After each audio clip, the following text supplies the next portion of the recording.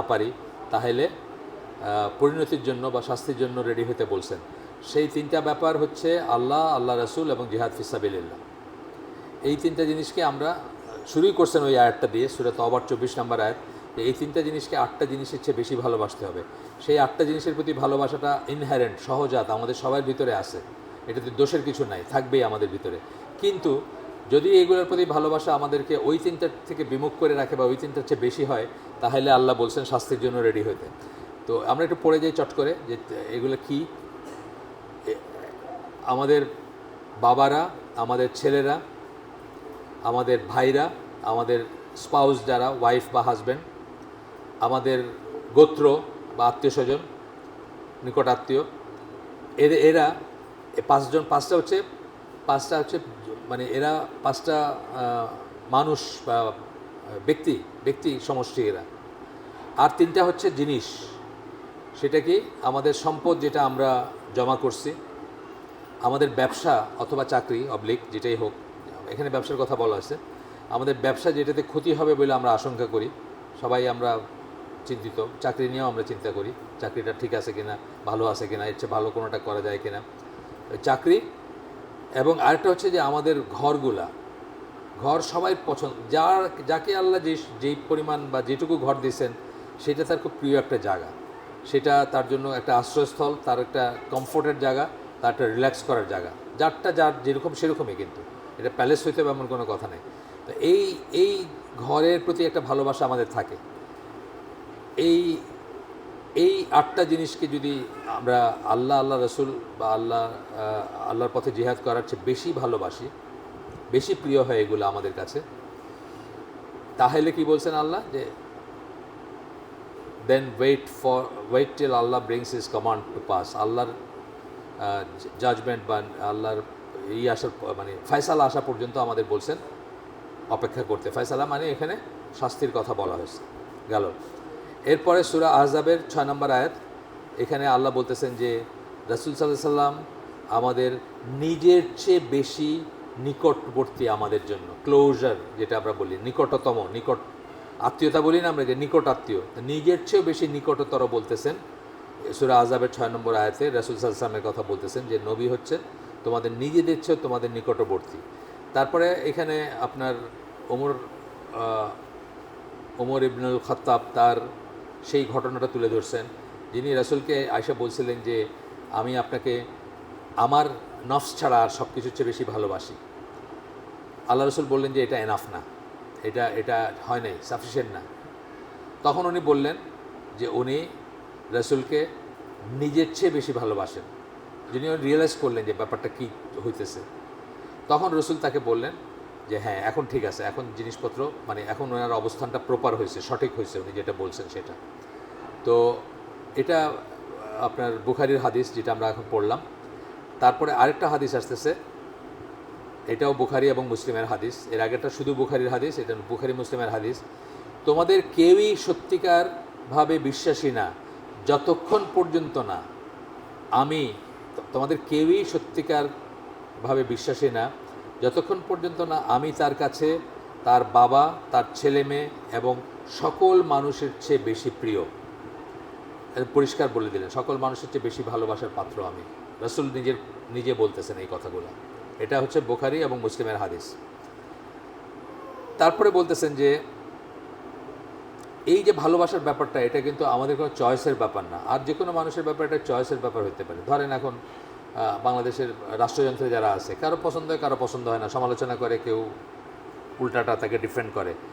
এই রাসূলকে ভালোবাসার ব্যাপারটা কিন্তু ঠিক এই ধরনের ভালোবাসা না, বা একটা চয়েসের ব্যাপার না যে আমার পছন্দ হলে আমি ভালোবাসলাম, পছন্দ হলে আচ্ছা আমি ফিল করতেছি না তা আমি ভালোবাসলাম না, সেটার কোনো ব্যাপার না। এটা এখানে বলতেছেন উনি যে আপনি চান কি না চান এটার ভ্যারিয়েবল না আর কি। মুসলিম ইজ এই বলতেছেন no Muslim is free to decide whether or not he wants to love the prophet সাল্লাল্লাহু আলাইহি ওয়াসাল্লাম।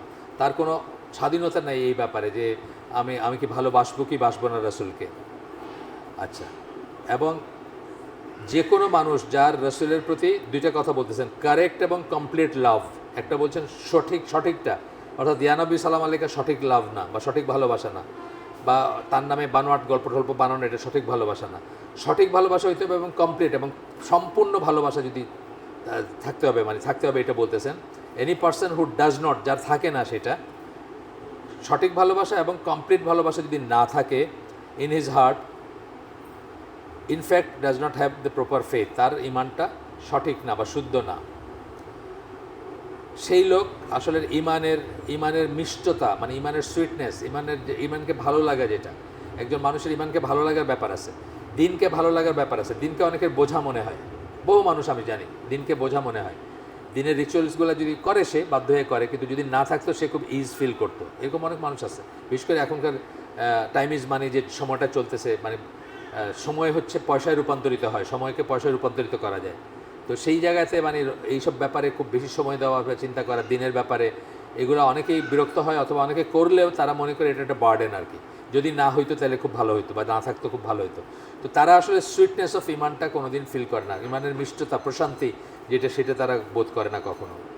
রাসূল সাল্লাল্লাহু আলাইহি ওয়াসাল্লামের আরেকটা হাদিস এখানে কোট করতেছেন, যেখানে উনি বলেন যে আপনার তিনটা বৈশিষ্ট্য যার ভিতর থাকে, সে ইমানের মিষ্টতা অনুভব করে, অর্থাৎ প্রশান্তি অনুভব করে, এনজয় করে যে তার ইমান আছে সেই ব্যাপারগুলো। তো সেই তিনটা জিনিসের একটা হচ্ছে যে একজন মানুষের কাছে সে আল্লাহ এবং রসুলকে যে কারো চেয়ে বা যে কোনো কিছুর চেয়ে বেশি ভালোবাসে, যে কারো চেয়ে বা যে কোনো কিছুর চেয়ে বেশি ভালোবাসে। দুইটা জিনিস কিন্তু, একটা হচ্ছে জিনিস, একটা হচ্ছে পার্সন, ব্যক্তি। দুইটাই কিন্তু অনেক সময় মানুষ, যেমন অনেক মানুষ আছে যারা নিজের সন্তানের চেয়ে সম্পদকে বেশি ভালোবাসে, পার্সনের চেয়ে বস্তুকে বেশি ভালোবাসে, অনেক মানুষ আছে এরকম।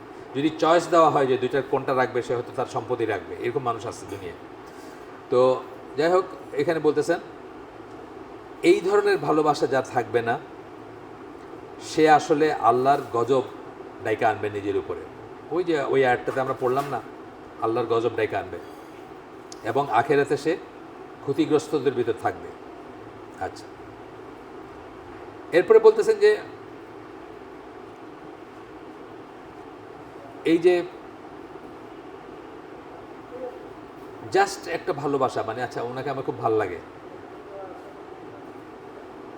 জাস্ট একটা ভালোবাসা, যে মানে ধরেন অনেকা জাস্ট একটা ভালোবাসা, আমাদের অনেকের ভালো লাগে না। ধরেন সে তো মুসলমান না, তারপরে ধরেন নেলসন ম্যান্ডেলা, কথার কথা, যখন সে মানবতাবাদী বা ওই সাদাদের এগেনস্টে সংগ্রাম করতেছিল, তাকে এক ধরনের ভাল লাগছে আমাদের। এইভাবে রসুল সাল্লামকে কিন্তু অনেক ইসেদেরও ভাল লাগে, অনেক কাফেরদেরও ভাল লাগে। একজনের কথা আমি বলছি আগে, উনি বেঁচে নেই, অল্প দিন হয়ে মারা গেছেন, লেজলি হ্যাজেলটন। হ্যাঁ, অল্প 22 সালে মারা গেলেন বোধহয়, এখন 25 চলতেছে, 3 বছর হয়ে মারা গেছেন। উনি 90 বছর বয়স্কা ইহুদি অ্যাগনস্টিক মহিলা ছিলেন, মানে এথিস্ট বা অ্যাগনস্টিক ছিলেন, আল্লাহ বিশ্বাস করতেন না বা এরকম। কিন্তু উনি কিন্তু রসুলের সিরা লিখে গেছেন। ওনার কিন্তু সিরা আমার কাছে আছে, লেজলি হ্যাজেলটন, এবং রসুলের উপর বক্তৃতা দিয়ে টিডি আছে না, ওইসবে প্রোগ্রাম করে বাড়াইছেন উনি, যে রসুলের চরিত্রটা কীরকম বা কী। এটা এক ধরনের ভালোবাসা। এই ভালোবাসা আমাদের কাছে চাওয়া হচ্ছে না, আমাদের কাছে তার চেয়ে বেশি কিছু চাওয়া হচ্ছে, সেটা আমরা পড়বো কী চাওয়া হচ্ছে। তো এটা বলতেছেন যে what is required from us as is clear from the above versus, যেটা আমরা দুটা আয়াত পড়ে আসছি আমরা উপর থেকে, যেটা আমাদের কাছে চাওয়া হচ্ছে, is to love the prophet more than any one on anything else in the world. দুনিয়াতে অন্য যে কারো চেয়ে বা যে কোনো জিনিসের চেয়ে বেশি ভালোবাসা, যেটা আমরা বলছি আগে, আবার এখানে উনি রিটারেট করতেছেন এটা। This is the true and correct love, এটাই হচ্ছে সত্যিকার এবং সঠিক ভালোবাসাটা, যেটা আমাদের ভিতরে থাকতে হবে। এটা একদিনে আসবে না, বা এটার জন্য অনেক ক্ষেত্র প্রস্তুত করতে হবে, তবে আসবে। তো বলতেছেন যে সব মুসলিম না হইলেও অলমোস্ট সবাই ক্লেম করেন যে তারা আল্লাহ রসুলকে ভালোবাসেন, কিন্তু কথা হচ্ছে আসলে কি সত্যিকার বা মানে যে কারেক্ট ভালোবাসা, মানে এই জন্য আমি নামটা দিয়েছি কি আল্লাহ রসুলকে ভালোবাসা বলতে কী বোঝায়, আসলে সেই কারেক্ট ভালোবাসাটা আছে কিনা। তখন বলতেছেন যে কতগুলা আলামত আছে যেগুলোতে বোঝা যাবে যে আপনি তাকে সঠিক ভালোবাসাটা ভালোবাসেন, রসুলকে সাল্লাল্লাহু আলাইহি সাল্লাম।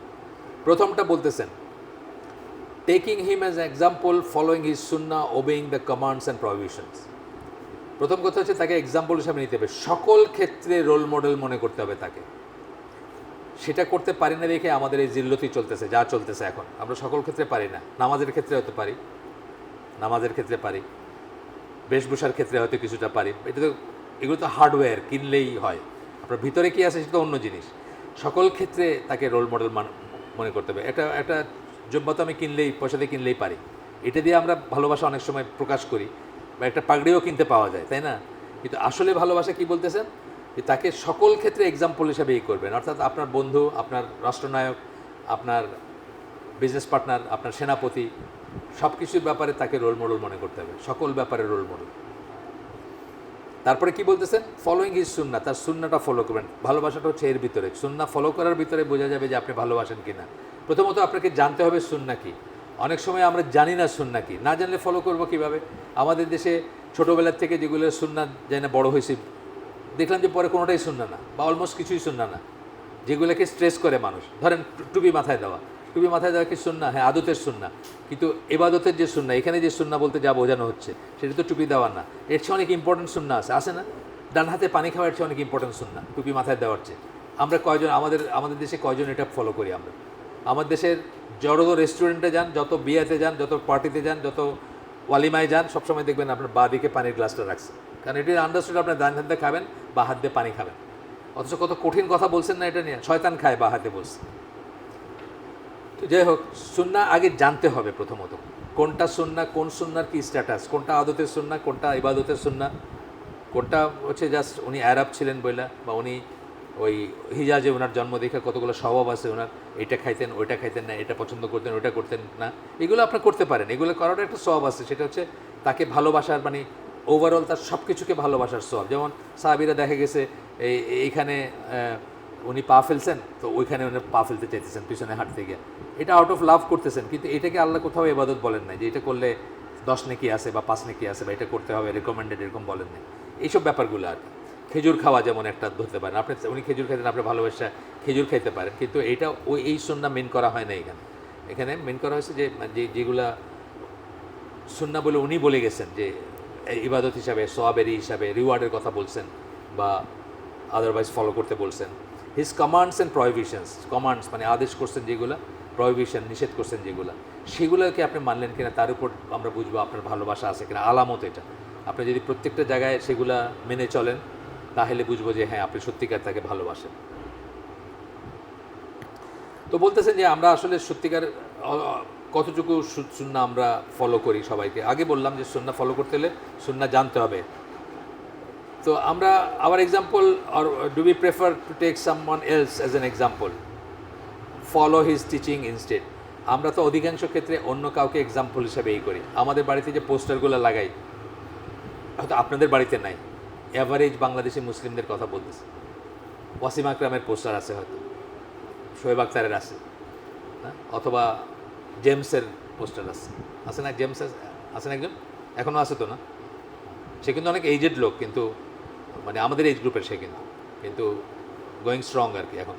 তো যাদেরকে ভালোবাসি সেগুলো আমরা লাগাই। আপনি ওয়েস্টার্ন ওয়ার্ল্ডে দেখবেন মাইকেল আগেরগুলো আমি বলতেছি, এখনকারগুলো আমি জানিও না নাম। আগেরগুলো মানে মাইকেল জর্ডান বা এই বাস্কেটবলের ছিল, স্টার ছিল, কী অবস্থা! তাই যে এই ডেভিড বেকহাম এসেছিল ইংল্যান্ডের ফুটবলের, কি, বা মেসির কথা ধরেন, বাংলাদেশে কত আর্জেন্টিনার জামা পরে ঘুরতেছে না, পোলাপান দেখা যায়, পোলাপান বুড়াপান সব দেখা যায় রাস্তায় ঘুরতেছে। এদেরকে ভালোবাসে মানুষ, এবং এদের মতো হইতে চায়, এদেরকে অনুকরণ করে। অথচ এটা তো যে মুসলমান, যে এটা এই কথাগুলোর মিনিং বুঝছে, সেটা কোনোদিন করতে পারতো না। এটা বলতেছেন আর কি। If you love the prophet সাল্লাল্লাহু আলাইহি ওয়াসাল্লাম more than anyone else in this world, then it will be him that we seek to emulate. তাহলে আমরা তার মতো হইতে চাবো। যদি সত্যি ভালোবাসি সবার চেয়ে, দুনিয়ার সবার চেয়ে ভালোবাসতাম, তাহলে আমার মেসির গেঞ্জি পরে ঘুরতাম না। আমি চিন্তা করতাম, যে অন্তত খোঁজ করতে চেষ্টা করতাম যে উনি কোনটাকে সুন্নাহ বলছেন, না কোন কাপড়, কোন পরিধেয়কে উনি পছন্দ করছেন, সেটা করতাম। He is the one whose lifestyle will be set our lifestyle after. Sorry, we will set our lifestyle after, মানে আমাদের জীবনের লাইফস্টাইল বলতে কি, জীবনযাত্রার ধরনটা হয়তো তার জীবনযাত্রার ধরনের মতো। আমরা ওই 1/3 খাইতাম, আমরা খাইতে ওইভাবে বসতাম যাতে পেটটা বেশি না ভরে, তাই না? আমরা ডান হাতে পানি খাইতাম। লাইফস্টাইল বলতে যা কিছু আসে, ডান পা দিয়া এটা করা, বা পা দিয়া ওটা করা, আর আছে না, এগুলো সব বর্ণনা আছে, সেগুলো করতাম আমরা। অতিরিক্ত কাপড় চোপড় কিনতাম না, অপচয় করতাম না, সিল্ক পরতাম না, সোনা পরতাম না, ইত্যাদি ইত্যাদি। তো বলতেছেন যে মেনি মুসলিম যারা ক্লেম করে যে তারা রসুলকে ভালোবাসে, at the same time they disregard or even reject his teaching and guidance.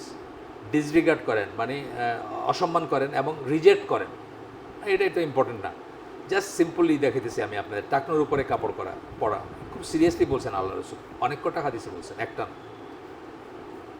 এটাকে আমরা ইম্পর্টেন্টই মনে করি না, এবং আমেরিকায় থাকা মুসলিম এরা তো বলেই ফেলছে যে এটা অত জরুরি না আর কি, কারণ ওই সময় গর্ব করে মানুষ টাকনোর নিচে কাপড় রাখতো। আমরা তো এখন ফুটানি করি না এটাতে, আমরা তো গর্ব করি না। সুতরাং এখন এটাতে একটা হাদিস, কিন্তু অন্য হাদিসগুলো কি বলছে? অন্য হাদিসে তো গর্বের কথা বলেন না, অহংকারের কথা বলেন নাই। বলছেন কি যে আল্লাহ তার দিকে তাকাবেন না, পায়ের ওই অংশটা যেটুকু নিচে নামবে ওটুকু জাহান্নামের আগুনে জ্বলবে। কত কঠিন কথা বলছেন, অনেক কঠিন কথা, কিন্তু আমরা এটা টোটালি রিজেক্ট করতেছি অথবা অবজ্ঞা করতেছি, রিজেক্ট করতেছি। কারণ আমাদের পশ্চিমে থাকতে হইলে অথবা ভালো কোনো জায়গায়, শেরাটনে যদি আপনি যান এখন, এই টাকনোর উপরে কাপড় পরে শেরাটনে এবার সোনার গায়ে যান, আপনারা 3বার জিজ্ঞেস করবে কই থেকে আসছেন, কার সাথে দেখা করতে চান, কারণ আপনি ওইখানে ফিট করেন না, শ্যুট করেন না আপনি ওইখানে। আচ্ছা, they take other leaders and follow them instead of following the prophet সাল্লাল্লাহু আলাইহি সাল্লাম। অন্য লিডারদের নেতৃত্ব আমরা তো দেখতেই পাচ্ছি। নেতা নেত্রীর জন্য আমাদের দেশে প্রাণ দিয়ে দিচ্ছে না মানুষ? দিচ্ছে তো। খালেদের জন্য যাওয়ার মানুষ ছিল, এখন হাসিনার জন্য প্রাণ দেওয়ার মানুষ আছে না? বহু মানুষ প্রাণ দিয়ে, মানে কত রিস্ক নিয়ে তারা মিছিল করতেছে, ওই অনলাইন ষড়যন্ত্র করতেছে, কত কিছু করতেছে, আসতেছে না এগুলা? যে তার পুলিশে ধরে নিয়েছে কয়দিন আগে, এই জাস্ট করতেছিল, জুম মিটিং করতেছিল বোধহয়, পুলিশে ধরে নিয়ে গেছে। তার মানে কি, তারা সেই নেতা নেত্রীকে অত্যন্ত ভালোবাসে, যে কারণেই হোক। 2 নাম্বার, তাহলে কি বললেন? প্রথম সাইন আপনার ভিতরে যে আল্লাহ রসুলের প্রতি সত্যিকার ভালোবাসা আছে, তার প্রথম পয়েন্টটা কি বললেন? তার সুন্নাহ ফলো করবেন, তাকে মানবেন, তার আদেশ এবং নিষেধকে মানবেন এবং তাকে রোল মডেল বা এক্সাম্পল হিসাবে নেবেন। আচ্ছা, 2 নম্বর পয়েন্ট, আল্লাহ রসুলকে যে আপনি ভালোবাসেন, ভালোবাসলে কী হবে? আপনার ডিজায়ার থাকবে to learn as much as we can about him. সিরা, এখানে লজ্জা দেওয়া না, লজ্জা না, একটা পরীক্ষা হয়ে যায়। কাভার টু কাভার একটা সিরা কে কে পড়ছেন? হাত তুলেন। মাত্র 2 জন, এই 3 জন। আমরা কিন্তু আলহামদুলিল্লাহ, আমি আমাদের এই কমিউনিটি নিয়ে গর্বিত। আমি মনে করি আমরা অনেক অনেক চেষ্টা করে যাচ্ছি, স্ট্রাগল করে যাচ্ছি, কিন্তু এই কমিউনিটিতেও দেখেন মাত্র 3 জন হাত তুলছেন যে কাভার টু কাভার একটা সিরা পড়ছেন। অন্তত 8টা-10টা সিরা পড়া উচিত সবাই, কারণ সিরাগুলো কি হয়, কেউ একটা জিনিস নেগলেক্ট করছেন, আরেকজন ওই জিনিসটা হাইলাইট করছেন। আমি নিজে দেখছি একটা একদম অগামগা কি বেটি সামথিং নাম, আমি তো একসময় ইসলাম সিল থাকলে বা ইসলাম শব্দ থাকলেই বই কিনছি বাইরে গিয়ে। অগামগা একজনের লেখা, মহিলার লেখা একটা সিরা, এতটুকু চিকন, বেশি বড় না। উনি একটা জিনিস হাইলাইট করছেন যেটা কেউ বলেন নাই কখন। উনি বলতেছেন যে মদিনার সনদ এক স্ট্রোকে পৃথিবীকে 2 ভাগে ভাগ করে দিছে। এক স্ট্রোকে সারা পৃথিবীকে 2 ভাগে ভাগ করে দিছে, কাফের এবং মুসলিমে ভাগ করে দিছে। এই অবজারভেশনটা আর কেউ বলে নাই কিন্তু কখনো, বরং উল্টাটাই বলে যে মানে মদিনার সনদ একটা অনেকে সেকুলার বলতে চায়, যে মদিনার সনদ একটা সেকুলার ডকুমেন্টের মতো বলতে চায়, যে এইটাতে এমন এমন এমন কি আছে বা কি করে। আমাদের এখানে কারা কারা যিনি বলে মদিনা, হাসিনা বলছিল না মদিনার সনদ? আমাদের এখানে কারা কারা, হ্যাঁ একসময় বলছিল না? হ্যাঁ, আমাদের এখানে অনেকেই বলে, মানে উইথ আন্ডারস্ট্যান্ডিং যে কী কী। ওই মহিলা কিন্তু এটা হাইলাইট করছেন যে একটা জিনিসের মাধ্যমে জাস্ট এই এক স্ট্রোকে উনি পৃথিবীকে 2 ভাগ করে দিয়ে গেছে, বিশ্বাসী আর অবিশ্বাসের ভিতরে ভাগ করে দিয়ে গেছে। তো এরকম আপনারা সিরিয়া একটা পড়বেন না, অনেক কটা পড়বেন ইনশাল্লাহ, 5 টাইম হিসাবে পড়ে। আমরা সবাই তো কিছু পড়াশোনা করি। হ্যাঁ, এখন হুমায়ুন আমাদের সেকেন্ড ওয়াইফ এখন কার কার সাথে ডেটিং করে বাড়িয়ে দিয়েছে, এটা পড়ে তো আমাদের কোনো লাভ নেই আসলে। আমরা বরং সিরা পড়তে পারি, আশে রাখতে পারি, পাশে রাখবো, টেবিলে রাখবো, নিজেদের জন্য রাখবো, বাচ্চাদের জন্য রাখবো, বাচ্চাদের উপযোগীটা বাচ্চাদের জন্য রাখবো, নিজেদের উপযোগীটা নিজেদের জন্য রাখবো। অনেক কটা পড়বেন, অনেক কটা পড়লে তখন ক্লিয়ারলি সব কিছু আসবে, সব জিনিসগুলো বুঝতে পারবেন। অনেক নাম করা সিরা আছে, সে একটা সাইড দেখছেন, একটা সাইড টোটালি ইগনোর করে গেছেন। আমি নিজে এরকম পাইছি, নিজে দেখছি যে অনেক নাম করা সিরা, কিন্তু আরেক সাইড একদম পুরাপুরি ইগনোর করে গেছেন, অথবা একটা বর্ণনা দিয়েছেন যেটা খুব উইক বর্ণনা, যেটা আর কেউ ঠিক বলে মনে করেন না।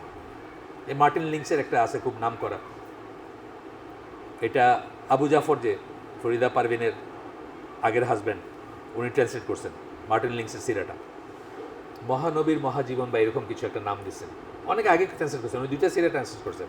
একটা হচ্ছে মার্টিন লিংসের এটা, আরটা হচ্ছে আদিল সালাহি। আদিল সালাহিরটা এত বড়, 650-700 পৃষ্ঠার বই বোধহয়, অনেক মোটা, এটা খুব সুন্দর। আদিল সালাহি আরব, উনি ইংল্যান্ডে থাকেন, ওনার লেখা একটা সিরা আছে, সেটাই করছেন। আর মার্টিন লিংসও ইউরোপিয়ান মানুষ, ওনারটা উনি একটা সুফি ভাব আছে, তো ওনারটাতে কিছু জিনিস উঠে আসে যেটা অন্য কেউ অ্যাকনোলেজ করেন না। তো এইসব মানে পড়বেনও যেমন অনেক, তারপরে ওইখান থেকে শুদ্ধ ভুল এগুলো নিজেরা একটু শর্ট আউট করার চেষ্টা করবেন। তো বলতেছেন যে ভালোবাসে, desire to learn as much as, ভালোবাসলে, যদি সত্যি ভালোবাসেন আপনি, তাহলে আপনার ভিতর ইচ্ছা থাকবে তার সম্বন্ধে অনেক কিছু জানতে। আমরা যাকে ভালোবাসি তার সম্বন্ধে অনেক কিছু জানতে চাই।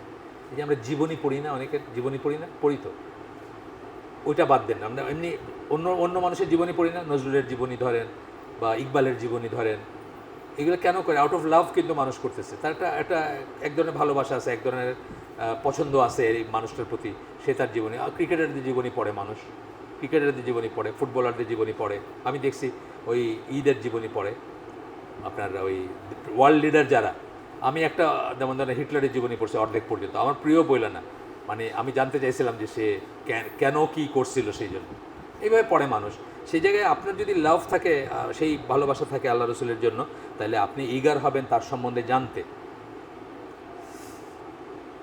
Having deep knowledge about someone, that is studying someone's life and emulating that person, কারো সম্বন্ধে খুব ভালোভাবে তার জীবন সম্বন্ধে পড়া এবং তাকে এমুলেট করা মানে অনুকরণ করা, that person are two of the clearest signs of love. এই যে দুইটা হচ্ছে আপনার সবচেয়ে স্পষ্ট ভালোবাসার আলামত, যে আপনি আল্লাহ রসুলকে ভালোবাসেন।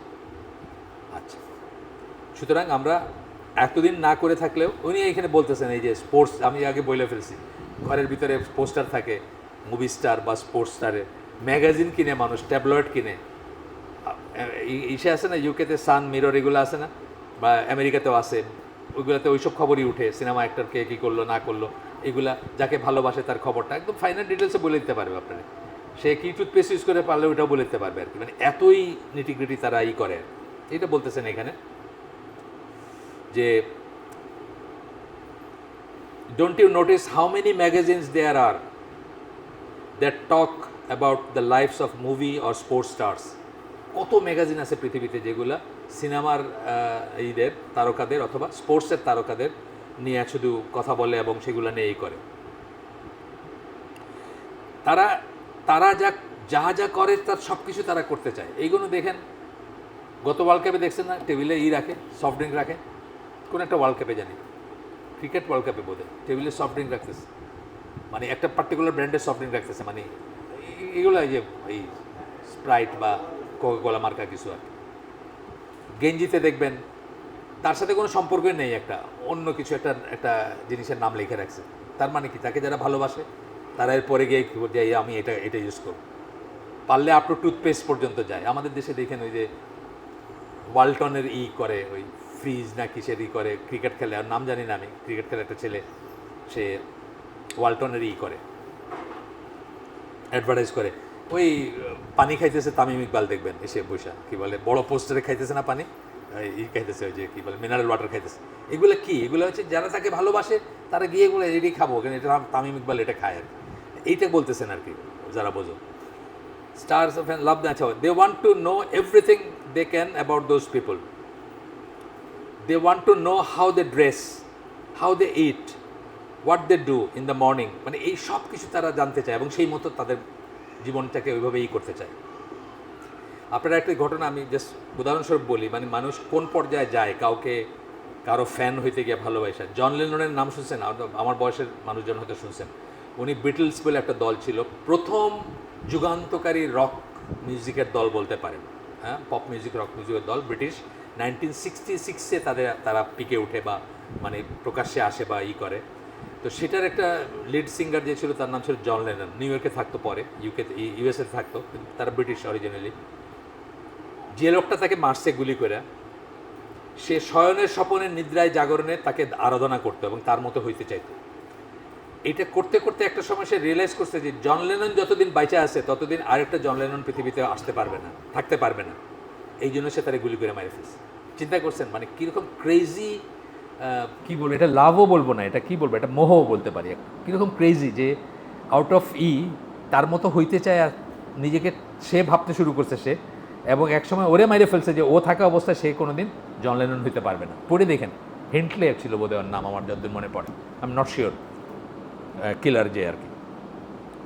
তো যাই হোক, এ বলতেছে একই কাপড় পরবে এবং এরকম করবে। আমি যার নাম বলে ফেলছি উনি এখন বলতেছেন they will then brag this is the same type of shoes that Michael Jordan wears. Michael জর্ডানের কথা বললাম, ওই যে ইসের বাস্কেটবলের ছিলেন, খুবই নাম করা ছিলেন, এখনও বেঁচে আছেন। তো উনি নাইকে পরে, ধরেন নাইকে পরে বললো এই মাইকেল জর্ডান এই জুতা পয়রা খেলছে। এটা কিন্তু বলে, মানুষ বলে, এটা আমি দেখছি, নিজে বলতে দেখছি যে অমুকে এই জুতা পয়রা, বা এই বলটা দিয়ে খেলছে, এই ব্র্যান্ডের বল দিয়ে খেলছে, এই ব্র্যান্ডের ব্যাট দিয়ে খেলছে। আচ্ছা, আমি একবার অস্ট্রেলিয়া গেছিলাম, আমার ছেলের জন্য একটা ব্যাট আনছিলাম। আমিও ফিল করছি যে অস্ট্রেলিয়ান প্লেয়াররা কোকাবোরা দিয়ে খেলে, আমি কোকাবোরা কিনে নিয়ে আসছি ছেলের জন্য। আগের কথা, জাহিলি যুগের কথা, ছেলে যখন মানে হাঁটুতে আমার তখন, এখন তো আমার ছেলে বুড়ো হয়ে গেছে, তো ওই যুগের কথা আর কি। আমি কোকাবোরা ব্যাট কিনে নিয়ে আসছি যে অস্ট্রেলিয়ান প্লেয়াররা খেলে, দেখা যায় একদম খেলার সময়, তা আমার ছেলের জন্য এটা আনছি। আচ্ছা, এরপরে বলতেছেন how many Muslims actually learn about the lives and what he said and did? কতজন আমরা শিখি যে তার জীবনে সম্বন্ধে পড়ি বা শিখি, এবং উনি কী করছেন এবং উনি কী বলছেন, এগুলো কতজন জানি আমরা। বলতেছেন Muslim student know more about movie stars than they know about prophet Mohammad সাল্লাহ সাল্লাম। এটা তো আমি এই মজলিসেই প্রমাণ করে দিয়ে গেছি, বলছি না? রাসূলের সেকেন্ড ওয়াইফের নাম জিজ্ঞেস করছিলাম, একজন হাত তুলছেন। তাকওয়া মসজিদে একবার জিজ্ঞেস করছিলাম, এরকম দুইজন বা একজন তুলছেন হাত। তারপর আমি জিজ্ঞেস করছি হুমায়ুন আহমেদের সেকেন্ড ওয়াইফের নাম কি, সবাই মুখে একটা প্রশস্ত হাসি চলে আসলো, সবাই এটা জানেন, বুঝছেন? রাসূলের সেকেন্ড ওয়াইফের, আমি আহমদুল্লাহর ওইখানে একটা প্রোগ্রাম করলাম, সব কওমি মাদ্রাসার হুজুর, 65 জনের মতো, রাফলি আর কি, 65 থেকে 70, এই একই প্রশ্ন জিজ্ঞেস করছিলাম, রাসূলের সেকেন্ড ওয়াইফের নাম কি? একজন হাত তুললেন, ভুল বললেন। আরেকজন হাত তুললেন, উনি নামটা ঠিকমতো বলতে পারলেন না, আরেকজন সঠিকটা বললেন, আর বাকি আর কারো হাত ওঠেনি। তারপরে জিজ্ঞেস করলাম হুমায়ুন আহমেদের সেকেন্ড ওয়াইফের নাম কি, সবার মুখে একটা মানে গাল থেকে গাল আর কি, অ্যাক্রস গাল একটা হাসি ফুটে উঠলো, গিলটি ফিলিংয়ের হাসি, যে সবাই নামটা জানেন, শাওনের, মেহের আফরোজ শাওনের নাম সবাই জানেন। তো আপনাদের আজকে আর নতুন করে লজ্জা দিলাম না এখানে আর কি, মানে কয়জন জানেন আর না জানেন। সিরার জন্য হাত উঠছে 3টা, এখানে যদি একটা উঠে লজ্জার কথা থাক, আমরা নাই জিজ্ঞেস করলাম আর কি। তো বলতেছেন যে unfortunately, it is unfortunately true, many of our sisters, আমাদের অনেক বোনরা, that they know more about some country's royalty, কোনো এক দেশের রয়্যালিটি, রাজ পরিবার সম্বন্ধে বেশি জানেন, then they know about prophet Mohammad সাল্লাহ সাল্লাম, রাসূলের চেয়ে কোনো দেশের রাজকীয় পরিবার, রাজ পরিবারের সম্বন্ধে বেশি জানেন। এখানে খুব সম্ভব প্রিন্সেস ডায়ানার কথা বলতে চাইছে। প্রিন্সেস ডায়ানা তো আইকন ছিলেন, মানে সারা দুনিয়ার মেয়েদের আইকন, মানে রোল মডেল ছিলেন বলতে গেলে প্রিন্সেস ডায়ানা। মানে ওনার ছোটো চুল ছিল না, বহুত মানুষের কিন্তু বহুত সুন্দরী, মুসলিম সুন্দরী যাদের বড় বড় চুল ছিল তারা সব ওই ছোটো করে ফেলছে তারে দেখায়। তো এটাই বলতেছেন, রয়্যালিটি বলতে উনি তাকেই বোঝাইছেন। আর কোনো রয়্যালিটির কথা আমি জানি না যাকে মানে এইভাবে আরাধ্য ছিলেন অন্যদের কাছে। This is true sign of our lack of love for the prophet সাল্লাহ সাল্লাম। এগুলো হচ্ছে আলামত যে আমাদের ভালোবাসা নাই আল্লাহ রসুলের জন্য। যদি থাকতো আমরা এক একজনে অনেক কটা সিরা পড়তাম, আমরা তার মতো হইতে চাইতাম, তাকে রোল মডেল মনে করতাম, তার সম্বন্ধে জানতাম, অনেক কিছু জানতাম, এবং ইতিহাসে তার মতো নেটিগ্রিটি বা মানে নিখুঁত, মানে ছোট ছোট জিনিসগুলোর বর্ণনা আর কোনো মানুষের নাই ইতিহাসে। যারা মানে ইতিহাসের চরিত্র যারা, মানে কয়টা চুল পাকা ছিল এটাও আপনি পাবেন। উনি কীভাবে হাঁটতেন আপনি একজনকে দেখলে বুঝবেন যে আল্লাহ রসুল এইভাবে হাঁটতেন। আমাদের পাড়ায় একটা লোক আছে, ওই পানবেড়ির দোকান দেয়, তবলিক করে, লম্বা দাড়ি। তো আমার ছোটো ভাই তরুণ যে এখানে আসে মাঝে মাঝে ট্রেনিংয়ের জন্য, ইমদাদুল হক, সে আমার একদিন বলতেছে দেখেন ভাই, এই যে এইটা হচ্ছে রসুলের তরিকায় হাঁটা। আসলেই আমি দেখলাম যে ডেসক্রিপশনটা আছে একদম মিলে যায় ওটার সাথে।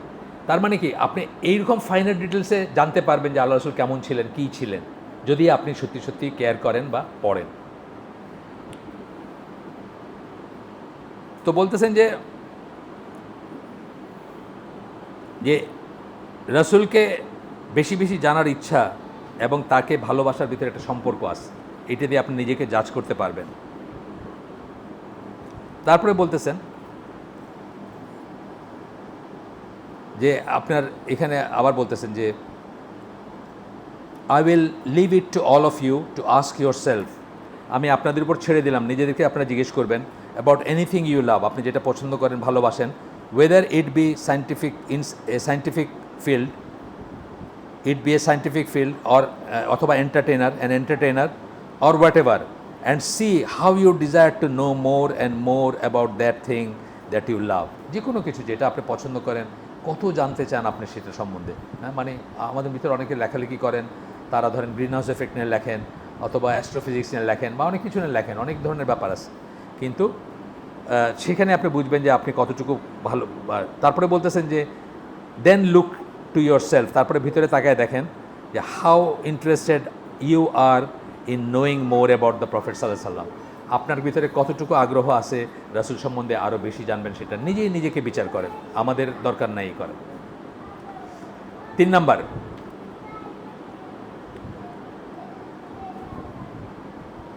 রাসূলকে যে সত্যিকার ভালোবাসেন তার আরেকটা আলামত হচ্ছে আপনি তাকে ডিফেন্ড করবেন, তাকে সুরক্ষা দিবেন। এই সুরক্ষা বেঁচে থাকায় জান দিয়া মাল দিয়া সাহাবীরা দিয়ে গেছেন, দেখছেন না, তীর আসতেছে সামনে দাঁড়ায় গেছেন। এখন কিভাবে ডিফেন্ড করবেন? এখন যখন কেউ তাকে ভিলিফাই করবে, কেউ তাকে বেইজ্জত করবে, কেউ তাকে কটু কথা বলবে, তার কার্টুন আঁকবে, আপনি প্রোটেস্ট করবেন, যেখানে যেটুকু প্রযোজ্য সেটুকু করবেন, আইন নিজের হাতে তুলে নেবেন না, কিন্তু প্রোটেস্ট করবেন, বন্ধ করতে পারেন, হাত দিয়ে পারলে হাত দিয়ে বন্ধ করবেন, মুখ দিয়ে পারলে মুখ দিয়ে করবেন, বা যতভাবে পারেন প্রোটেস্ট করবেন। আমাদের কতটুকু উইলিংনেস আছে টু ডিফেন্ড।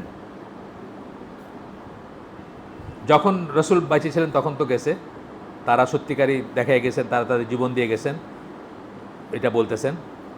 এখনকার কথা তারপরে বলতেছেন যে মানে সাহাবীদের কথা বলতেছেন, তারা তাদের জীবন দিয়ে গেছেন বা জীবন দিতে প্রস্তুত ছিলেন সবসময় রাসূলের জন্য। তার মৃত্যুর পরে এখন কেউ যখন, যেটা আমি বলে ফেলছি, কেউ যখন সুন্নাহকে অ্যাটাক করে, উনি কিন্তু দুর্নাম করার চেয়ে আগে বললেন কি সুন্নাহকে অ্যাটাক করে।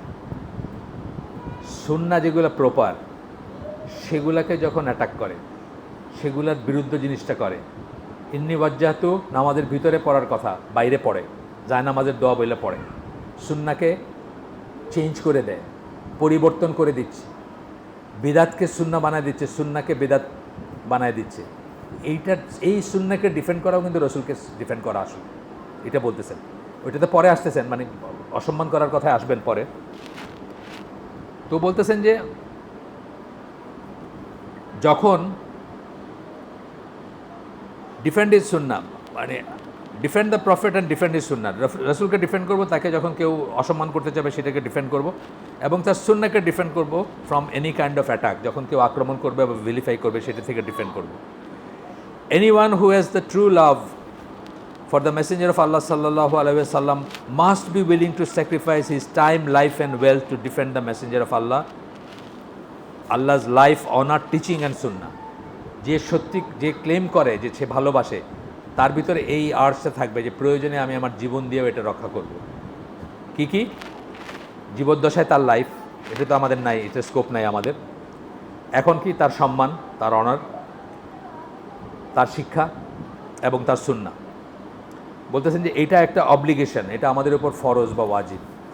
আমি অনেক বছর আগের কথা, আমি কাটাবনে একটা মসজিদে নামাজ পড়তাম। হঠাৎ খতিব ঘোষণা দিলেন যে কেউ ফরজ নামাজের পরে সুন্নতের করেন না, নিয়ত করেন না। কি হবে? একটা প্রতিবাদ মিছিল হবে। কিসের প্রতিবাদ মিছিল? ডেনমার্কে রাসূলের করে কি একটা আকসে জানি, ওইটার এগেনস্টে প্রতিবাদ করা হবে। তো আমি চিন্তা করলাম যে এই কথা কি কেউ বলতে পারে নাকি যে সুন্নাহ মানে নামাজ পড়বো না, আমি মিছিলে চলে যাবো আগে। এটা তো কেউ আমাকে ডিকটেট করতে পারে না, আমার ইচ্ছে হলে আমি যাবো, আহ্বান করতে পারে, কিন্তু ডিকটেট করতে পারে না, আমি যাইনি। তো কাটাবন মসজিদে যারা গেছেন, এটা 2 তলা, নামাজটা কিন্তু 2 তলায় হয়, নিচের তলায় বইয়ের দোকান টোকান আছে, মেয়েদেরই আছে পিছন দিক দিয়ে, উপরে 2 তলায় হয় নামাজটা। তো ওইখান দিয়ে আমি রাস্তাটা দেখতেছি, তো কাটাবন মসজিদ যারা চালান তাদের এক বড় লিডার, খুব পপুলার লিডার, উনি দেখলাম মাঝখানে দাঁড়াইছেন, একটা বড় ব্যানার, সবাই এসে দাঁড়াইতেছে পাশে, আর ভিডিও চলতেছে আর কি তোলা। ওনারা কী করলেন, 200 গজ জায়গা গিয়া ওই কাটাবন মসজিদ থেকে শাহবাগের মোড়টা 200 গজ জায়গা হবে বেশি হলে, ওইটা ঘুরে আসে আবার এখানে এসে মিছিল বুটবাট শেষ আর কি। এটা আসলে ছবি তোলার মিছিল ছিল। আমি চিন্তা করতেছিলাম যে যদি ডেনিশ অ্যাম্বাসি বলতো যে আগে আসলে আগে পাইবেন ভিত্তিতে ডেনিশ ভিসা দেওয়া হবে, আমার ধারণা যে এই মিছিলটা পুরোটা খালি হয়ে যেত। মানে এই লাভ হচ্ছে জাস্ট লিপ সার্ভিস, বুঝছেন, দিতে হয়, পেপারে ছবি থাকবে, অমুক দলের পক্ষ থেকে অমুক আলেম সামনে থেকে উনি লিড করছেন, ছবিতে উঠলো এবং এখানে শেষ। এই লাভের কথা বলা হচ্ছে না, এই লিপ সার্ভিসের কথা বলা হচ্ছে না এখানে। যেটা করছিল মুসলমানরা, বোঝা হোক না বোঝা হোক, ডেনিশ বিজনেসে কিন্তু ধস নামাই দিছিল। এই যে ডানো টানো আছে না আমাদের দেশে, কেউ ডানো কিন্তু না তখন, আমার মনে আছে, ডেনিশ কিন্তু ঠ্যাঙ্গে ধরতে বাধ্য হয়েছে, মুসলমানদের লিটারালি পায়ে ধরছে তারা, যে আমাদের ভুল হয়েছে, আমাদের মাফ করে দেওয়া হোক। হয়তো প্রেসিডেন্ট মাফ চায় নাই, কিন্তু যারা চাওয়ার তারা চাইছে, যাদের চাওয়াতে ম্যাটার করে, যারা বুঝছে যে তাদের কত বড় ক্ষতি হয়ে গেল। আমাদেরকে আল্লাহ হয়তো ম্যাক্সিম গান দেন নাই, ম্যাক্সিম গান বলতে নিউক্লিয়ার উইপন্স দেন নাই, কিন্তু আমাদের তো এই একটা জিনিস দিয়েছিলেন, বাইং ক্যাপাসিটি। আমরা চাইলে কিন্তু বড় থেকে বড় সাম্রাজ্য ধস নামাই দিতে পারবো এখন, যদি সারা দুনিয়ার 150 কোটি মুসলমান একসাথে বলে যে নো। এইটা দেখেন, এই যে ইন্ডিয়াতে যেভাবে যেভাবে আপনার মুসলমানদের উপর অত্যাচার করা হচ্ছে, জাস্ট একটা দেশ সৌদি আরব যদি বলতো যে এটা করলে তোমাদের সাথে আমাদের কোনো ব্যবসা থাকবে না, আর তোমাদের যেসব এমপ্লয়িজ আছে, কত 25 লাখ না কত আছে, সব বাইর করে দিব, পরদিন পায়ে ধরতো কি, আর পায়ে ধরে বলতো যে না আমাদের ভুল হয়েছে, আমরা করবো না। একটা দেশ বললে, বেশি লাগতো না, সারা দুনিয়া লাগতো না। সৌদি পপুলেশন হয়তো সারা দুনিয়ার 5%ও না, সারা দুনিয়ার মুসলমানের 5%ও না। তারা যদি বলতো তাহলে দেখতেন কী ইফেক্ট আসে। এইটা আমরা বুঝি না অনেক সময়। তো যাই হোক, ডিফেন্ড করা মানে রসুলের যখন কেউ রসুলের করবে, যে যখন এটা, আমি তো ইমরান খান ছাড়া কাউকে বলতে শুনি নাই। ইমরান খান একমাত্র জাতিসংঘে দাঁড়ায় বলছিল যে রসুলকে যখন কেউ ডিফেন্ড করে আমাদের কোথায় লাগে, এটা অনেক সময় কাফেররা বোঝে না। কাফেররা বোঝে না যে কোথায় আমাদের কষ্ট হয়, আমাদের যে পেইন হয়, আমাদের যে আমরা যে ডিপলি হার্ট হয়, এটা তারা বোঝে না। যে জন্য তারা আমাদের এক্সট্রিমিস্ট বলে, আমরা যখন প্রোটেস্টটা করি বা করতে যাই। কিন্তু তারা যদি জানতো তারা এটা বলতো না। এটাই আরেকভাবে ওই যে অ্যান্ড্রু টেট আছে না, একবারটা মুসলমান হয়েছিল, এখন আছে বোধহয় মুসলমান, নামকা অবস্থা হলো আছে। সে মুসলমান হওয়ার আগে তার একটা টক শোতে আমি দেখছিলাম, খুব সুন্দর করে বলছিল, আমি মানে থামস আপ আর কি, মানে খুব পছন্দ করছিলাম তার কথাটা। কি বলতেছে যে আমি যদি একটা গেঞ্জিতে লিখি জিসাস ওয়াজ গে, লন্ডনের কথা বলতেছে, পুরা লন্ডন ঘুরে আসলে আমার কিছুই হবে না, কেউ নোটিশও করবে না ভালো করে। কিন্তু আমি যদি লিখি যে মোহাম্মদ ওয়াজ গে, এই গলি পার হইতে পারবো না, তার আগে আমার কেউ মেরে ফেলবে। তো বলতেছে যে কোনো একটা কিছু বিশ্বাস করলে তার পক্ষে এইরকমই দাঁড়ানো উচিত। সে বুঝতেছে ব্যাপারটা। আমি যদি বিশ্বাসই করি যে আল্লাহ রসুল আল্লাহ রসুল এবং আমার তাকে ভালোবাসাটা ফরজ বা ওয়াজিব, তাহলে আমি এরকমই দাঁড়াবো এই বিশ্বাসের জন্য। সে বলতেছে যে আমি যদি এইভাবে যাই, আমি এই গল্লি পার হইতে পারবো না, আমার কেউ আটকায় দিবে বা কতল করে ফেলবে হয়তো। মানে এটাই ঠিক। আমি বলতেছি না যে আপনি আইন হাতে নেন, সেটা বলতেছেন, কিন্তু সে ব্যাপারটার পয়েন্টটা বুঝছে যে বিশ্বাসী যদি করি আমি যে ইনি নবী, আল্লাহর প্রেরিত রসুল, ওনার স্ট্যাটাসটা হচ্ছে আমার বাপ মা সারা যারে এখানে যেটা পড়লাম সবার চেয়ে বেশি উপরে, সবার চেয়ে বেশি প্রিয়, আমার সবার চেয়ে বেশি সম্মানিত, তাহলে of course I should stand for it.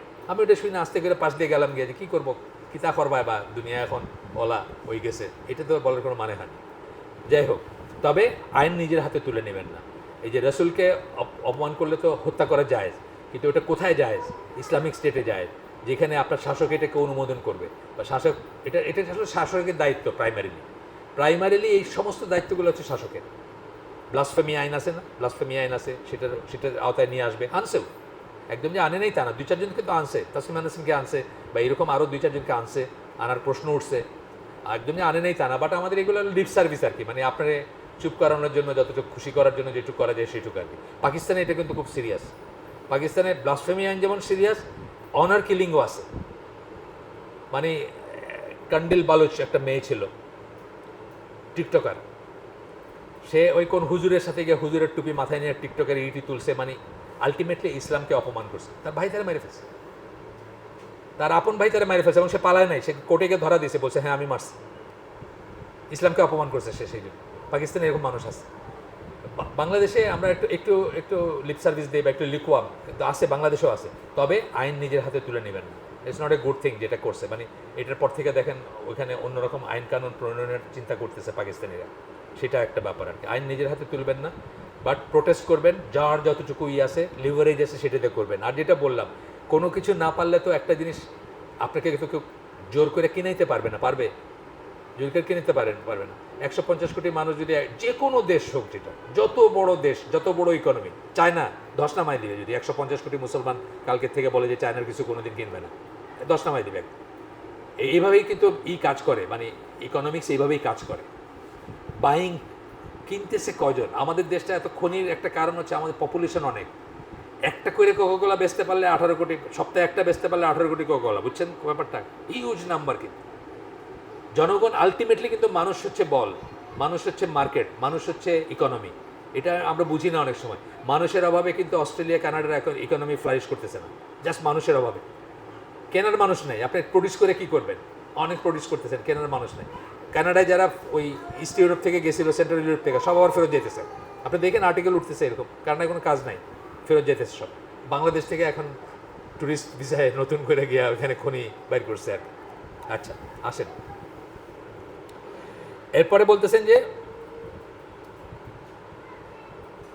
ওই বেদাতের কথা উনি খুব শক্ত করে বলতেছেন যে যখন আমরা একটা বেদাত করতেছি, তার মানে আমরা বলতেছি যে আল্লাহ রসুল যে শিখাই দিয়ে গেছেন তার চেয়ে বেটার একটা ওয়ে আছে ইবাদত করার। এটাই তো আলটিমেট কথা, তো এটাই। আল্লাহ রসুল আমাকে বলেন নাই যে আমি ছবেতের রাত্রে এক রাকাতে সূরা ফাতিহা একবারের সাথে 100 বার ইখলাস পড়বো, এটা বলেন নাই, আমি করতেছি। তার মানে কি আল্লাহ রসুলের তরিকার চেয়ে আমার তরিকাটা বেটার, এটা বেশি সওয়াবের, বেশি আল্লাহ নৈকট্য লাভের। এটাই তো প্রকারান্তরে বলা হচ্ছে। এটা কিন্তু একটা বিরাট ধরনের বেইজ্জতি, আল্লাহ রসুলকে বেইজ্জত করা, তার অনারকে নষ্ট করা। হ্যাঁ, যেটা বলছেন আর কি এখানে, যে ডিফেন্ড করার এগেনস্ট কথাটা, মানে তাকে অ্যাটাক করা, তার সুন্নাহকে অ্যাটাক করা, তাকে অ্যাটাক করা, তাকে ছোট করা, তাকে বলা যে উনি বলে যান নাই এনাফ, উনি এনাফ বলে যান নাই, বাট শুদ্ধটা বলেন নাই, বা বেশি ফজিলতের জিনিসগুলো আপনাকে জানায় যান নাই, নিজের কাছে রেখে দিয়েছেন। They are saying that what the Prophet sallallahu alaihi wasallam bought is insufficient, এটা অপর্যাপ্ত না, এটাই বলতেছেন আপনি যখন বেদাত করতেছেন। And there is some better way of worship, better way to worship Allah, এবং আরেকটু বেটার ওয়ে আছে আল্লাহর ইবাদত করার জন্য, এটাই বলতেছেন আপনি যখন আপনি একটা বেদাতে যুক্ত হচ্ছেন। উনি অবশ্য খুব বেদাতের বিরুদ্ধে প্রচণ্ড শক্ত, যতজন কথা বলেন ওনাকে খুব শক্তভাবে বলতে শুনি আমি। আচ্ছা, তো বলতেছেন যে we must fight every innovation that six to destroy the সুন্নাহ, যে সুন্নাহকে ধ্বংস করতে চাই এরকম প্রত্যেকটা বেদাতকে আমরা ফাইট করব, তার বিরোধিতা করব, এবং খোলাখুলিভাবে করব আমরা। অ্যান্ড বিলিটল ইটস ইম্পর্টেন্ট, এবং সুন্নাহকে খাটো করে দেখতে, আমি বলি না ইটস নট দ্যাট ইম্পর্টেন্ট, এটাও কিন্তু একটা ছোটো করা। এই যে বললাম টাকনুর নিচে কাপড় পটা তো ইম্পর্টেন্ট না, আচ্ছা পরছো ভালো করছো, মানে টাকনুর উপরে কাপড় পরছো, কিন্তু এটা তো ইম্পর্টেন্ট না, এটা কিন্তু ছোটো করা। দাড়ি রাখা আছে, ঠিক আছে, দাড়ি রাখা তো সুন্নত, আচ্ছা রাখো, ঠিক আছে, একটু করে রাখো, ছেটে ছুটে সুন্দর করে রাখো, দেখতে সুন্দর লাগুক, এটাও কিন্তু বিলিটল করা। বিলিটল মানে খাটো করা। আপনি মানতেছেন জিনিসটা, কিন্তু জিনিসটাকে গুরুত্বটাকে কমাই দিচ্ছেন, নট দ্যাট ইম্পর্টেন্ট বলে কমাই দিতেছেন আপনি, অবশ্যই ইম্পর্টেন্ট। তারপরে বলতেছেন আরও কিছু কথা বলতেছেন যে মুসলিমদের জীবন দিকে তাকায় দেখলে, yet it is a shame that many of those same Muslims who speak loudly on behalf of Muslims around the world, এখানে বলতেছেন যে আমরা দেখি যে মুসলিমদের অনার নিয়ে মানুষ কী করে, যেমন প্যালেস্টাইনের পক্ষে অনেক মানুষ কথা বলতেছে, তাই না? ও বলতেছে এই কথাগুলো বলতেছেন, মানে ওই সময়কার কথা, 99 সালে এটার সেকেন্ড এডিশন বইটা আসছে। মুসলমানদের অনার নিয়ে কথা বলি, আমি যেমন ইন্ডিয়ানদের কথা বললাম, প্যালেস্টাইনের কথা বলি, আরও যেখানে যেখানে মানুষ মুসলমানরা নিগৃহীত হচ্ছে সেখানে কথা আমরা বলি। আরও দেশ আছে যেখানে সমস্যা আছে, ফ্রান্সে আছে, আপনার ইংল্যান্ডে আছে, বা অন্য জায়গায় আছে। কিন্তু yet it is a shame that many of those Muslims who speak so loudly on behalf of Muslims around the world do not feel any emotion or pain when people insult the Prophet sallallahu alaihi wasallam. মুসলিমদের অনারদের নিয়ে আমরা খুব চিন্তিত, কিন্তু রসুলের অনারকে যখন কেউ করে খাটো করে দেখে, বা তাকে যখন অপমান করে, তখন কিন্তু আমাদের ভিতরে ওই পেনটা আমরা ফিল করি না। এই অপমান করা বলতে খালি যে ওই কার্টুন আছে সেটা বলতেছে না, উনি কিন্তু সুন্নাহর বিরোধিতাটাকেও বলতেছেন। সুন্নাহকে যখন ছোট করে দেখায়, সুন্নাহর বিরোধিতা করে, সেগুলোকে বলতেছেন। অ্যান্ড ভায়োলেট হিজ টিচিং, এবং তার শিক্ষাকে, তিনি যে শিক্ষা দিয়ে গেছেন ওইটাকে পা মারায় যায়, ওটাকে ভায়োলেট করে, ওটাকে ওভারস্টেপিং করে। or claim that his teachings are not sufficient and so forth. আমাদের তো সেই হয় না, এটা বলতেছেন চিন্তা করতে আমাদের। 4 নাম্বারটা বলতেছেন যে আগেরগুলোর সাথে এটাও সম্পৃক্ত। এখানে বলতেছেন we must make sure that whenever we quote the prophet, আমরা নিশ্চিত করব যে আমরা যখন রসুলকে উদ্ধৃত করি, রসুল সাল্লাল্লাহু আলাইহি সাল্লাম বলছেন বলে যখন কিছু বলি আমরা, we only quote hadith that the scholars of hadith have determined to be authentic. শুধুমাত্র যেগুলো সহি বলে প্রমাণিত হয়েছে সেগুলো যেন কোট করি। অনেক সময় যদি আমরা বাধ্য হই অথবা কোনো একটা রেফারেন্সের জন্য অনেক সময় আমরা দুর্বল হাদিস কোট করি। দুর্বল হাদিস মানে কিন্তু সব ঝাড়ু দিয়ে ফেলাই দিতে হবে এমন কথা নাই। অনেক সময় দেখা গেছে যে দুর্বল হাদিসের সনদে একটু ত্রুটি আছে, কিন্তু ইটা সাউন্ড, কথাটা যেটা ওটা সুন্নাত থেকে আসছে এবং ওটা সাউন্ড, তখন ওটার ব্যাপারে একটু আলাদা চোখে দেখা হয় ওইটাকে, এবং অনেক সূত্র থেকে একটা দুর্বল হাদিস আসলে সেটাকে হাসান পর্যায়ে উন্নীত করা হয়। এটা আমরা মাথায় রাখবো আর কি। কিন্তু আমরা মিসকোট করব না। অনেক মানুষ কিন্তু মিসকোট করে, এবং যখন আপনি তাকে ধরায় দিবেন তখন সে আপনার সাথে তর্ক করবে এবং চেষ্টা করবে সে যেটা বলছে এটা মোটামুটি ঠিকই আছে এটা প্রমাণিত করতে। যেমন সবচেয়ে মিসকোটের হাদিসের একটা হচ্ছে বিদ্যা শিক্ষার জন্য চীন যাওয়া। দেখবেন এটা কিন্তু সেকুলাররা অনেক বলবে, স্কুলে কলেজে লেখা রাখছে ওই যে সে ওই ঢাকা একটা সরকারি স্কুলের দেয়ালের গায়ে লেখা রাখা আছে, কোট করবে অনেকে। আপনি যখন তাকে বলবেন যে এটা তো ঠিক না, সে তখন এটাকে ডিফেন্ড করার চেষ্টা করবে। আপনি যখন বলবেন জাল হাদিস, সে বলবেন যে আচ্ছা ঠিক আছে, মানে দোষের কি আছে এটাতে, এরকম বলবে আর। রসুলের নামে একটা জাল জিনিস, উইক আর জালের ভিতর কিন্তু তফাৎ আছে। জাল হাদিস কিন্তু হাদিসই না, কে বানাইছে ওটাকে কেউ। আর উইক হাদিস কি, সনদে একটা ত্রুটি আছে, হয়তো মতনটা হয়তো ঠিক আছে, এটা হইতে পারে। তো বলতেছেন যে if we hate that for ourselves, then we should hate that even when it is done with respect to the Prophet sallallahu alaihi wasallam.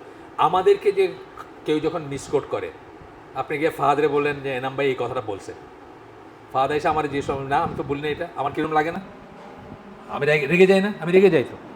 ও গিয়া বলছে যে এনাম ভাই এটা বলছেন, আমি বললাম না তো, আমি এটা বলি নাই, আমি রাগ করি।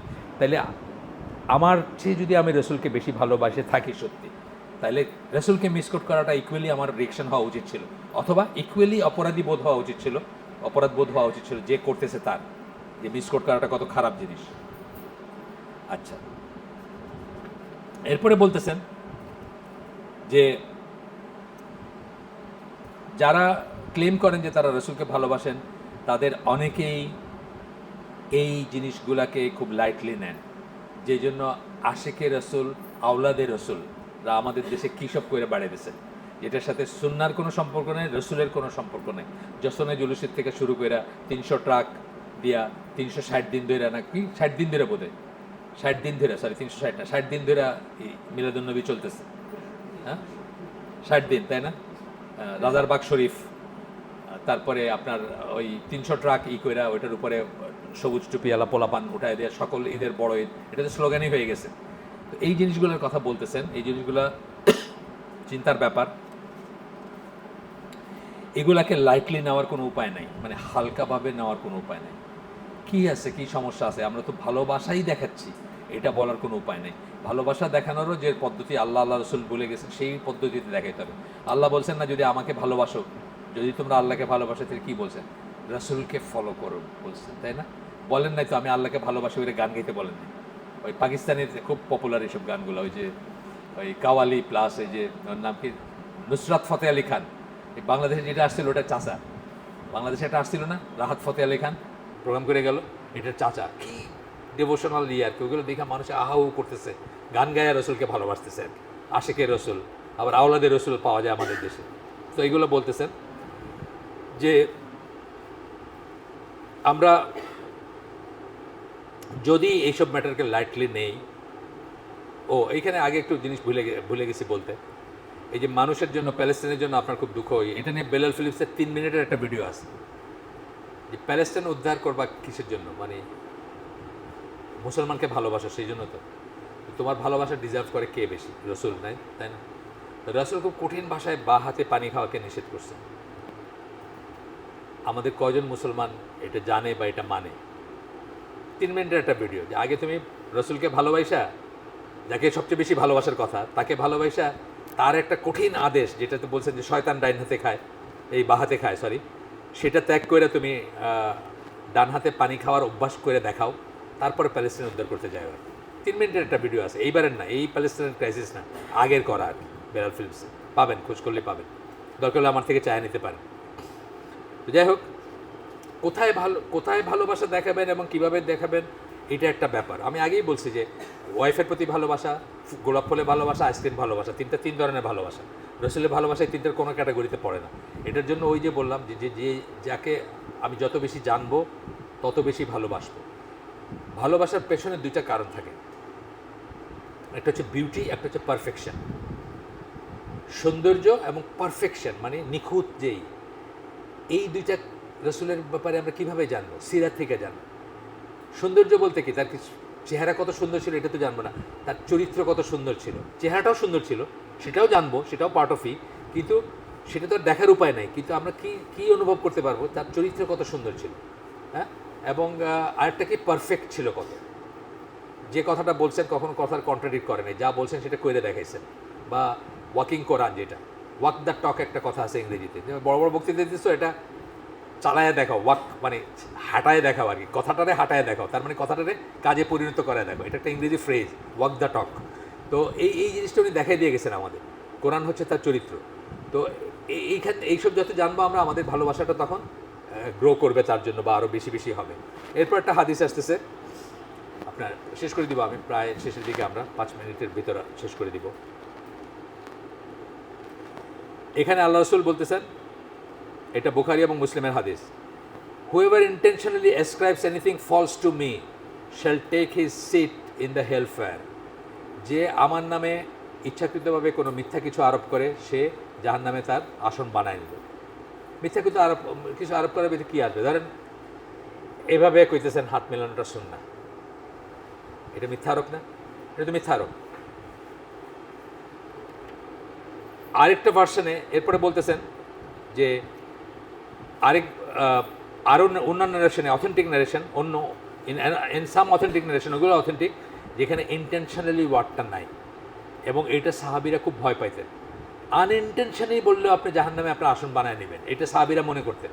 যেই জন্য আনাস বিন মালিক বলছেন যে এই ভয়টা যদি না থাকতো, আমি তো খুব ক্লোজলি দেখছি রাসূল সাল্লাল্লাহু আলাইহি ওয়াসাল্লামকে, আমি অনেক হাদিস বলতে পারতাম, কিন্তু আমার ভয় লাগে যে বাই চান্স যদি একটা কথা আনইনটেনশনালি ভুল হয়ে যায়, আসে না ভুল, নাম্বারে ভুল হইলো, টাইমিংয়ে ভুল হইলো, বা কোনো একটা কিছু হইলো, একটা ওয়ার্ডে ভুল হইলো, এই জন্য ওনারা মুখ খুলতেন না, খুব ক্লোজ হয়েও মুখ খুলতেন না। তার ক্লোজেস্ট যারা ছিলেন তারা কিন্তু অনেক সময় ভয়ে মুখ খুলেন নাই। তারপরে আবার বলতেছেন, ফাইনালি এগেন আমরা আবার তোমাদেরকে রিমাইন্ড করে দিচ্ছি, বুখারীর এবং মুসলিমের হাদিস, ওই 3টা গুণের কথা বলছেন, যে 3টা গুণ যার ভিতর থাকে সে ইমানের মিষ্টতা অনুভব করে। একটা হচ্ছে আমি তার কাছে সকলের চেয়ে প্রিয়, বা সব কিছুর চেয়ে প্রিয়। আচ্ছা, এরপরে আরেকটা হাদিস কোট করতেছেন, 1 মিনিট লাগবে।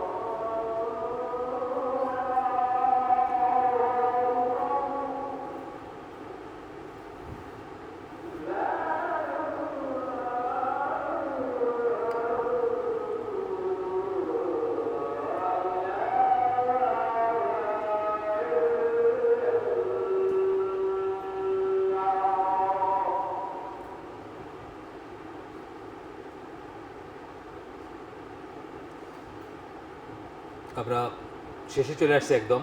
আরেকটা হাদিস কোট করতেছেন, এটা মুসলিমের হাদিস। একজন লোক আল্লাহ রসুলকে জিজ্ঞেস করছেন কেয়ামত কখন হবে, ওয়েন ইজ দ্য আওয়ার। রাসূল সাল্লাল্লাহু আলাইহি ওয়াসাল্লাম বলছেন যে তুমি কি প্রিপেয়ার করছো, কেয়ামতের জন্য কি রেডি করছো, কি প্রস্তুতি নিছো। উনি বলছেন যে আমি তো খুব বেশি সালাদ বা সিয়াম করি নাই, অথবা অন্য সাদাকাও দিই নাই, কিন্তু আমি আল্লাহ এবং আল্লাহ রসুলকে ভালোবাসি। I love Allah and his messenger. রসুল তখন তাকে বলছেন যে you will be with the one you love, তুমি যাকে ভালোবাসো তার সাথে থাকবা। জানি আমরা অনেক ফেমাস হাদিস, এটা মুসলিমের হাদিস। তো বলতেছেন this is true love for Allah and his prophet, this true love for Allah and his prophet means that we submit to the commands of Allah and His Messenger and obey Allah and His Messenger.